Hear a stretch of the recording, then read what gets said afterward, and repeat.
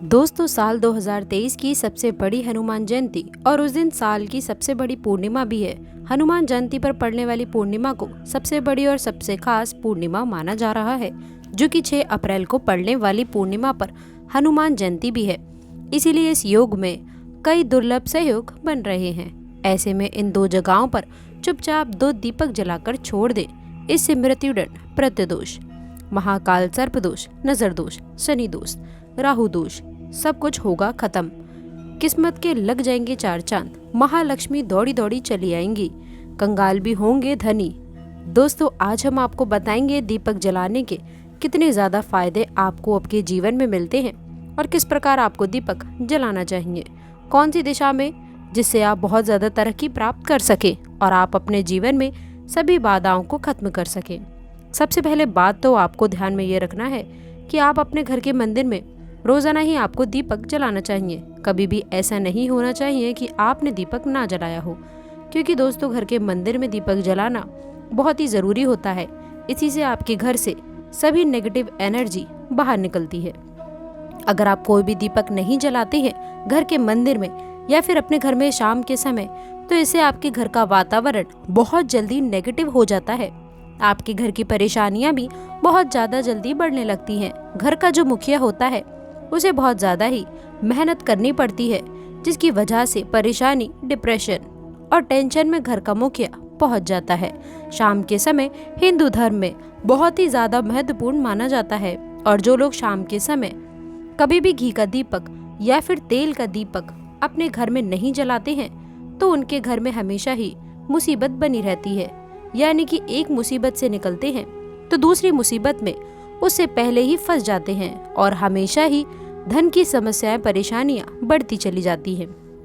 उनके जो बच्चे होते हैं वे भी उनके खिलाफ होने लगते हैं, उनका कहना बिल्कुल भी नहीं मानते हैं। इसी तरह से घर का पूरा माहौल ही दुखपूर्ण होने लगता है। काफी लोग इन चीजों को मानते भी हैं, लेकिन जानते हुए भी उपाय नहीं कर पाते हैं और भूल जाते हैं। उन्हें इन चीजों से होने वाले नुकसान के बारे में पता नहीं होता है। इसीलिए रात को एक घी का दीपक या फिर तेल का दीपक जलाना बहुत ही ज़रूरी होता है। यदि आप नहीं जला सकते हैं तो कोई और व्यक्ति आपके घर में दीपक जला सकता है, लेकिन रोजाना दीपक जलाना बहुत ही ज़रूरी होता है। इसी से आपकी सभी नेगेटिव एनर्जी आपके घर से हमेशा बाहर रहती हैं। दोस्तों, शाम का समय ऐसा होता है जिस समय नकारात्मक ऊर्जाएं बहुत ही जल्दी प्रबलित होती हैं और आपके घर में प्रवेश कर जाती हैं। ऐसे में यदि आप घर में या फिर घर के मंदिर में दीपक नहीं जलाते हैं तो नेगेटिव एनर्जी आपको बहुत ही ज़्यादा जल्दी परेशान करती हैं, सभी काम बिगाड़ने लगती हैं। जिस समय सूर्य डूब जाता है उसी समय ये नेगेटिव एनर्जी बहुत ही ज़्यादा जल्दी प्रबल हो जाती है। उसी समय आपको मुंह हाथ पैर धोकर दीपक जलाना चाहिए। अगर आप खुद नहीं कर सकते हैं तो कोई और व्यक्ति भी आपके लिए कर सकता है। दोस्तों, इस घर में बहुत सारे लोग बीमार रहते हैं या फिर बीमारी कभी भी ठीक नहीं होती है, तो ये भी एक संकेत होता है कि आपके घर में बहुत ही ज़्यादा नकारात्मक ऊर्जाएं हैं, जो परेशानियों को, बीमारियों को, मुसीबतों को बहुत ही ज़्यादा बढ़ा रही हैं। इन सभी चीज़ों को खत्म करने के लिए आपको अपने घर में जब सूरज ढल जाता है तो उस समय घी का दीपक या फिर सरसों के तेल का या फिर तिल के तेल का दीपक भी पूर्व दिशा में आप जला सकते हैं।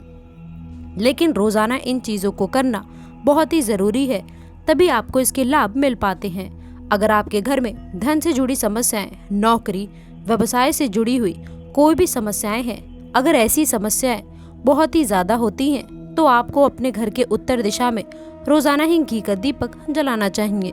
इसे एक भी दिन आप मिस ना करें। अगर आप रोज़ाना उत्तर दिशा में घी का दीपक जलाते हैं तो इससे आपकी धन से जुड़ी हुई समस्याएं खत्म हो जाती हैं।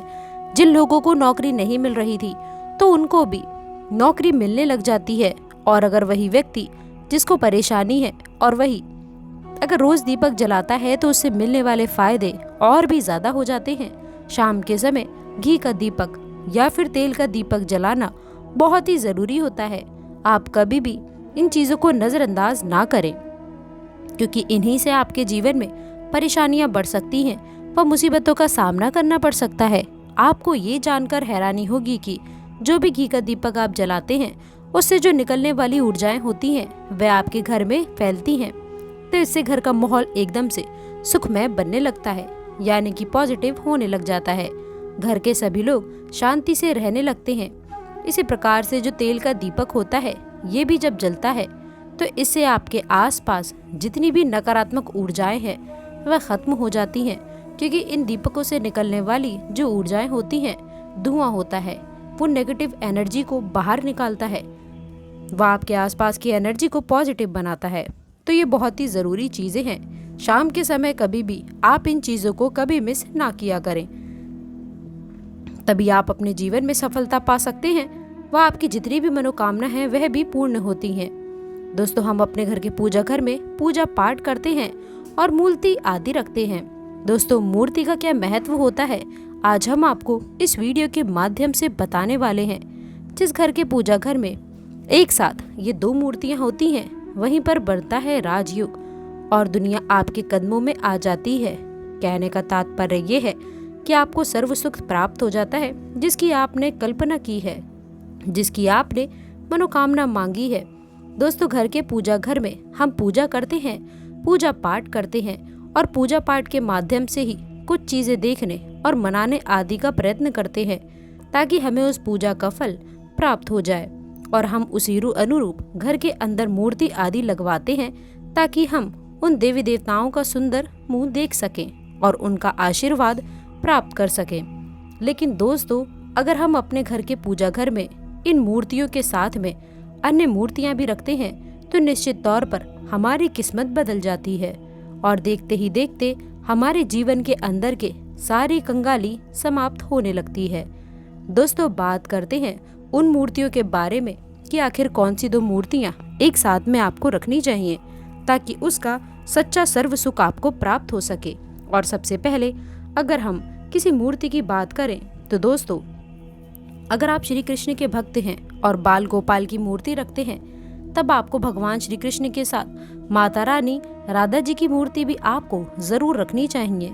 दोस्तों, ये भगवान कृष्ण की अगर आपके घर में तस्वीर है तो इसके साथ राधा जी की भी तस्वीर संगीत के जोड़े के रूप में आपको लेकर आनी चाहिए।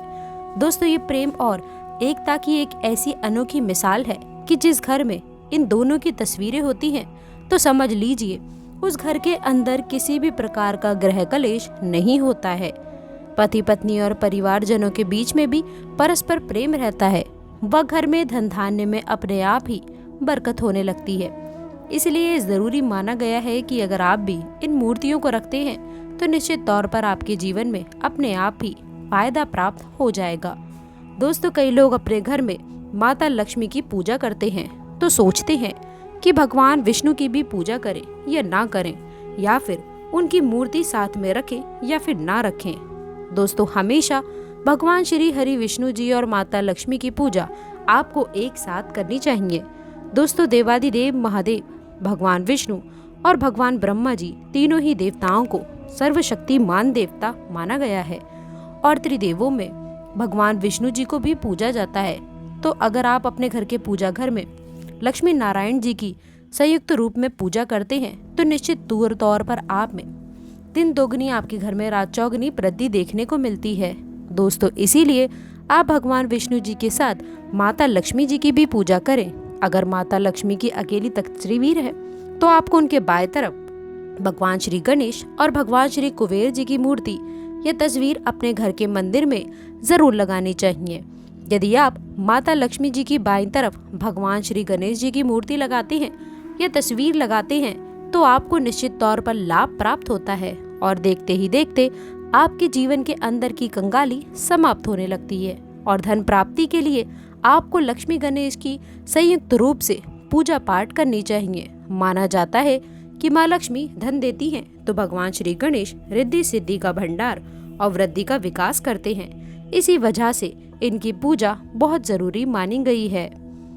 दोस्तों, आपको बता दें कि घर के मंदिर में हमेशा आप लोगों को कुछ ही मूर्ति रखनी चाहिए, एकदम से भगवान का चट्टा नहीं लगाना चाहिए।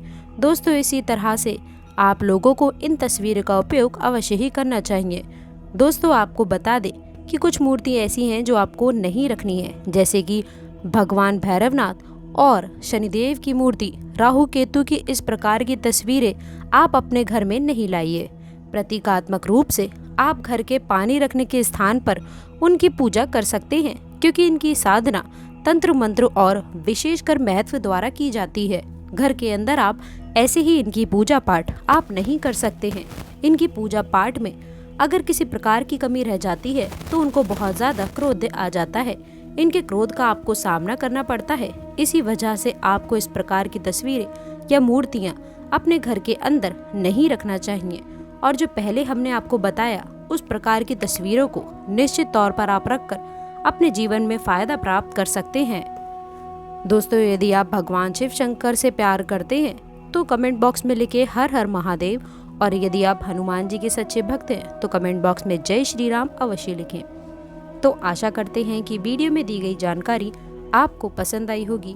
वीडियो अच्छी लगी हो तो वीडियो को लाइक करिएगा, अपने दोस्तों के साथ इसे शेयर करिएगा। अगर आपने अभी तक चैनल को सब्सक्राइब नहीं किया है तो प्लीज़ चैनल को सब्सक्राइब करके बेल आइकन ज़रूर दबाइएगा, ताकि आने वाली ज्ञानवर्धक वीडियो आपको सबसे पहले मिले। तो दोस्तों, मिलते हैं अगली वीडियो में। तब तक के लिए गुड बाय, और अंत तक जुड़े रहने के लिए आप सभी का बहुत बहुत धन्यवाद।